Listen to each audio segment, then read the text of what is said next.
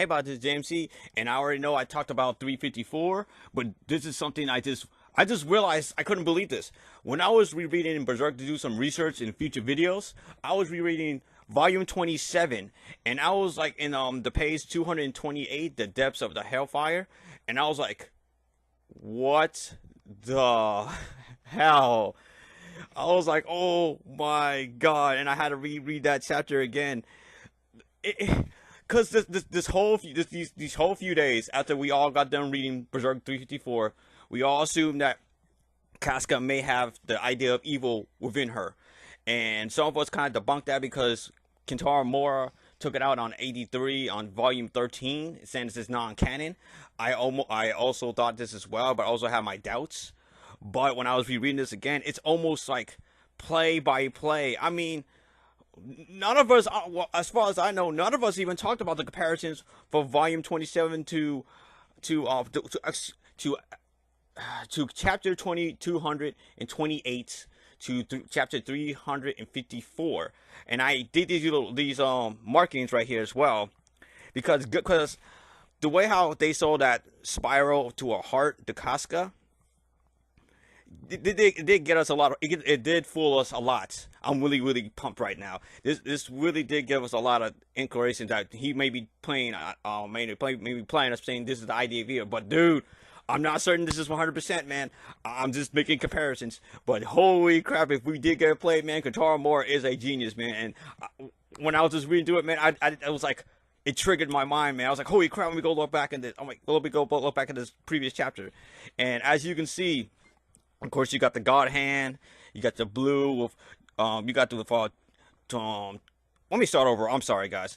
With chapter 228, you see the blue circle with Pippin, and with Casca's mind, with 354, you got Judo. With the orange, of course, you got the God Hand for both chapters, and for the next page of that, you got Guts' eyes, and you also got Casca's eyes as the madness is going through their eyes.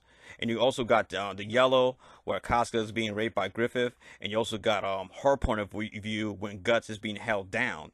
And I was like, holy crap, man! Then I had to keep on reading more. Now with them getting deeper into the madness, them when Surike was going through her Mistress Talisman, she kept on going deeper and deeper to the madness, and then she ended up fighting Guts' ego. The same way as when Casca's madness kept on going deeper and deeper, they saw the heart full of thorns. Now, we all thought that the air was actually complying to the idea of evil.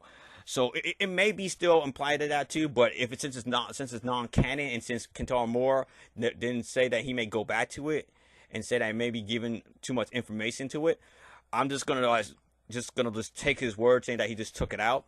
So we just don't know. We just don't know. We just gotta keep on reading more. But I just want to point this out like here too. The more deeper that Surike went into, and the more deeper to Guts' mind, he found Guts' ego. While they went inside Casca's mind, they found her heart. Just like the memory fragments as well. When she was going through his mind, she found the memory fragments. As you can see, they're going through it. She's going through that really quickly. And keep on going to the next one. And as you see on the left, you see, and I put the red circles about that, saying that while the ego is like doesn't really care, he wants to kill, keep everything away, shut everything off, just keep on killing. The same thing is with Surike and Farnese are discussing about the cursed heart, saying that with Skull Knight's theory that what you may wish for may not be what she wishes for, which is basically saying that it condemned her the same way as if he keeps on going deeper and deeper, this can condemn him. And it was pretty shocking to really read these parallels to each other, man. It's like Guts tries to throw himself deeper in this thing just to shut everything away. The same way as Casca went deeper and deeper and broke her sanity to keep everything away. So I thought it was really cool that he did that, man. I mean, how often do you really see with manga artists usually doing the same thing from previous chapters from years ago?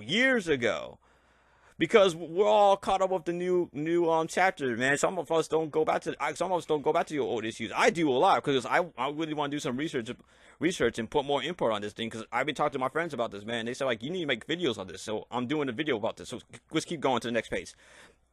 Now this page right here, on the left, you have Sergei talking to Guts, saying that you like it does matter who you are. You gotta fight for a reason. A human soul. This is not the Dark Horse version. I will read the Dark Horse version in a moment. But on this page it says, human soul could not get hurt this badly if you didn't care. In the Dark Horse version, she says a human soul wouldn't become this tattered over something that doesn't matter. And you go to Farnese's panel, and you see it's scary. When even when you know you're in a dark place, you just don't. It's just strange. You just can't move. How can you do it by yourself? Which I thought was really parallel to each other too, because they need people to go forward. They need people to help them recuperate, man. Because once you're broken, man, it's hard to do it by yourself. You need people to actually help you, guide you. Let's go ahead and go to the next page. When Surikei showed Guts exactly what he's fighting for, he then somehow snaps into it. Like he somehow was like trying to remember who, like, hey, who is this person? I remember this person. Her name is, and then Surikei saying this is Casca, and he's like Casca. And when you go on the right of the two pages, you have Farnese saying that she'll blow away the darkness, saying that because like the reason why I put these two together, it's like with Surikei during the times when he's in the Berserk armor. There are times when he was always to pull away the darkness from his eye. That way he's able to see things with the help of the boy of the moonlight.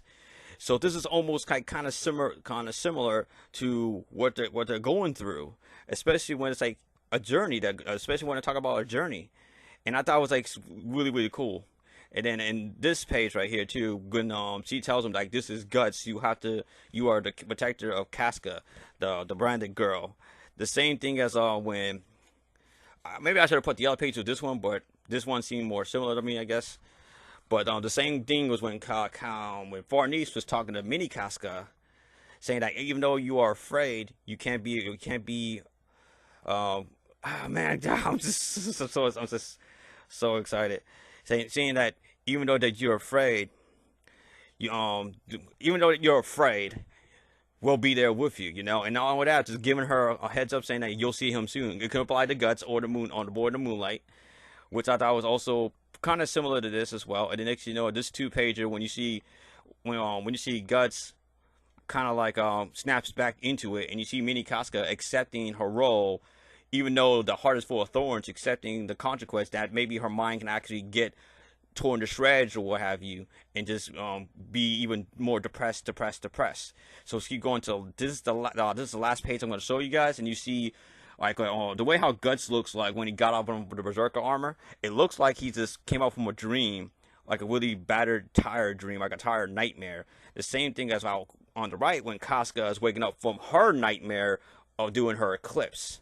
And also with chapter 228 and chapter 354, it's like with one, Surikei was able to help Guts cope with his madness. Well, kind of sometimes when he becomes a beast of darkness, but he was able to get help from Surikei the same way as Mini Casca got help from Farnese, and I thought it was like, wow, this is straight up genius.